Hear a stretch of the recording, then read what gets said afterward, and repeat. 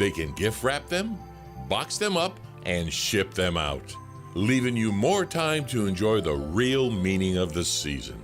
Personal Service Center, corner of Northeast 25th Avenue and 24th Street, 352-789-6683. Look for the yellow signs. Tick-tock. The days fly by, and we find tax season is upon us once again. Not to worry, though. With a reputable CPA firm on your side, you can rest assured that all of your needs will be handled in a professional and thorough manner. Robson, Scribner, and Stewart is just that firm. They're there for their clients year-round, not just during tax season, to handle your needs and answer any questions you may encounter. At Robson, Scribner, and Stewart, there is no client too small or too large. Their expertise ranges from the single individual to the largest of corporations. Get your return prepared by a professional who will use their years of experience to ensure that your tax return's outcome will leave you in the best possible position. Call them today at 694-4184. Robson, Scribner, and Stewart. They're there for you today. Again, that number is 694-4184. Time is of the essence, so don't delay. 694-4184. Welcome to Gene Powell Pasture Mowing. Gene and Debbie thank you for another successful year and to wish you and yours a year ahead full of faith, family, and friends. It's no secret that we have and will face some challenges this year. Now more than ever, we need to reach out to make our workplace a caring community. Wishing you peace, hope, and a brighter new year. Powell Gene, Gene @yahoo.com, 352-629-2440. Gene Powell Pasture Mowing, 352-629-2440. Gene is a proud United States veteran. Good credits, bad credits. It's none of our business because we're not an auto dealer. We're not a bank. We're not your mother. We're OcalaForSale.com, Marion County's marketplace for cars, trucks, and SUVs. We've got thousands of sellers standing by to take your call. No middleman. But hurry, don't walk, don't run. Just sit down and log on to OcalaForSale.com. Prices and inventory change daily. Offer does not include dealer upcharge, undercutting, rust-proofing, factory surcharge, or delivery fee. See website for details. You're having another great day and you have good taste tuning into WOCA The Source with Ocala Talks and Tom Schmitz. Well, 1 out of 2 isn't bad.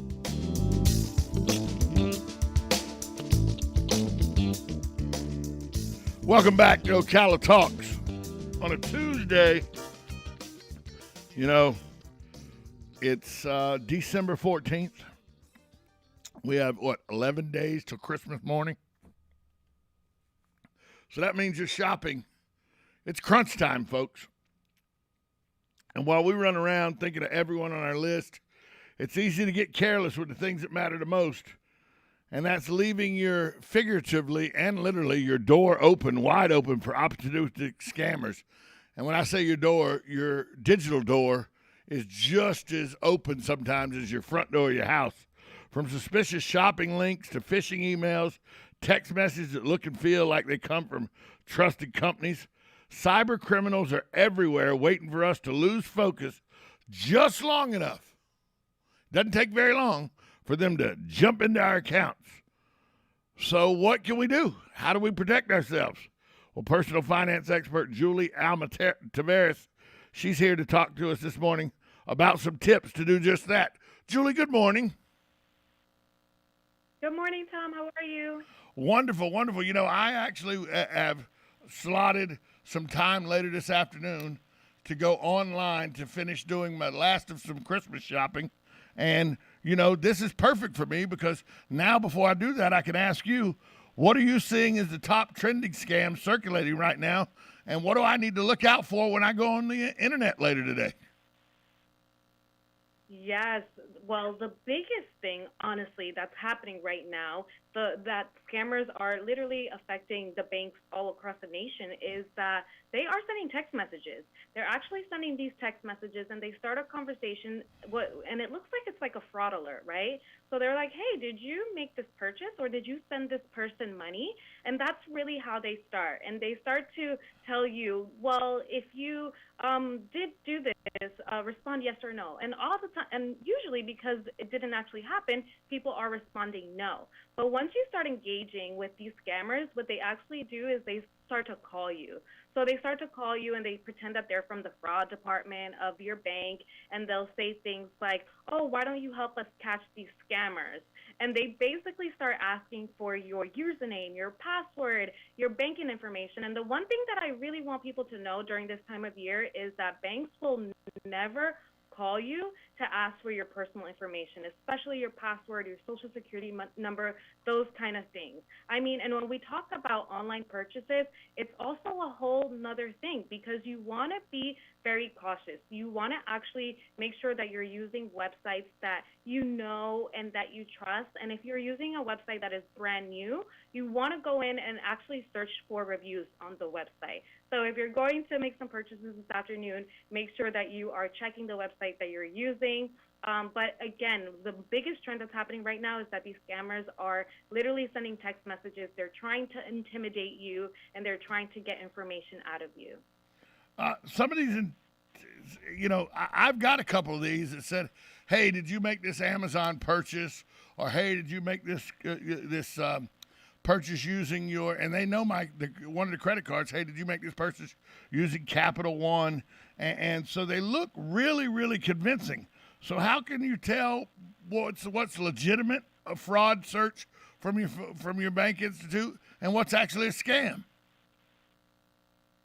I know what you mean. I mean, I just like you, I myself have received these messages, and if I don't pay really close attention and I notice like something that's off, or I have this gut feeling, like it could happen to me too. It could happen to anyone. So that's why we're here talking about these things that you can do. And the first thing that you want to do is actually you don't want to give anybody this information. Don't give out your personal information. And if you did start the conversation and you are engaging with them, don't be afraid to stop. Okay, so you don't owe them anything. You can just stop. If you, by chance, really do think that it is really legit, call the number on the back of your card. Or better yet, walk into a local branch. So going low tech is a really great way to identify if this is a legit thing or if it's a scam. So you don't want to be intimidated. You don't want to feel like you have to answer to these people. You definitely want to take control because it's important to know that banks never use scare tactics to get information out of you. You know, you bring up a good point. To go low tech sometimes is one of the best ways to beat this high-tech scam world. And what I do when I make a purchase on Amazon or something, I just have a logbook that I write it down in that I made this purchase and when it's supposed to be delivered and the tracking number I'm supposed to follow. And if what they send me doesn't match on my phone to what I have written down in my purchase log, then I just block the number and delete it and move on. And I think you're spot on with low tech. Sometimes the best way to defeat this. Yes, absolutely. And I love that you keep track of those things because it's really important, especially during this time of year. Well, that's what I'm saying. During this holiday season, we're all so busy trying to get everything done. You got this list, you got that list, you're trying to check it up. What are some of the benefits of taking the time to actually slow down? And when we slow down, is there a way that we can protect the purchases that we do make? Yes, absolutely. So what scammers really like to do is they like to create this false sense of urgency. They want to add this pressure to you, like, oh, this has to be done immediately and right now. And of course, we're kind of rushing and we're trying to buy our gifts. And on top of that, we're also trying to get the best deals on things. So you want to be very careful. You want to be very cautious and don't succumb to that pressure. One thing that they are really doing is that they're asking you, if you want to make a purchase online, they're basically asking you, oh, in order to make this purchase, you need to buy a gift card. And with that gift card, you can give us the number and the PIN, and you'll get your purchase in the mail or your service being provided. That is a huge red flag. Do not believe that because using a gift card does not offer you protection. So it's really important that you understand when they tell you speed up, you actually want to slow down. You want to question and you want to use kind of like that gut instinct and say, hey, this doesn't seem right, and why do I need to use a gift card? No bank will ask you to buy a gift card in order to make a purchase. Whenever possible, purchase goods and services using your credit or debit card since they offer purchase protection. You know, I laugh because I would never fall for it, but I know that people do or they wouldn't offer it. But anytime somebody says, hey, this is your bank, we have an issue with a fraud thing and we can clear it up, go buy a Target gift card and give us that number and we'll be able to clear up your bank issue. To me, that immediately makes me laugh. But it is a legitimate way that some people fall for it because they make it so believable and they put the massive amounts of pressure on you. You got to do this now. You got to do it now. So anytime that somebody says, go buy a gift card to clear this problem up, that's a red flag right away that that's a big old scam. Yes, absolutely. Don't fall for it. And remember, just take control. Don't let them intimidate you, and you make sure that you are deciding what you're going to do and that it's the right thing. Well, are there tools or resources available that the consumer can get to help keep their valuable information safe? Yes, absolutely. So there are a lot of really great credit and identity monitoring tools. Some of them are free and some of them are paid. I actually use a really awesome one by Chase, and it's called Chase's Credit Journey feature. They basically give you all of this credit and identity monitoring, including real-time alerts. They let you know if your data has been breached, and consumers don't actually have to bank with Chase in order to take advantage of this feature. So it's available to everyone, but this is the kind of thing that you want to do. You also want to take advantage of the fact that they offer these weekly credit score updates. So it's great to just stay on top of those things because then you are less likely to fall trap under getting your identity stolen or falling into these scams. So personalized insights and around-the-clock support are just some great things that you could look for when choosing a credit monitoring feature. We're talking a place that you can find it. Yeah. Well, I was going to tell everybody who we're talking to in case they didn't know. We're talking to personal finance expert Jully-Alma Taveras. Julie, real quick, final question. Where can people go with all the stuff we've talked about? We've given a lot of people information. They may not have written it all down. Where can our listeners go to find out more about all the information we've talked about today? Absolutely. Thank you for having me. You can find additional information and resources at chase.com/security-tips. Julie, thanks so much for joining us, and thanks so much for giving us some valuable tips on how to keep ourselves protected this holiday season.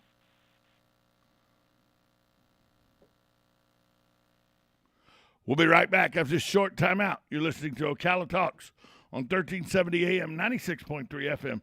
This is WOCA, The Source. Hey there, I have a question for you.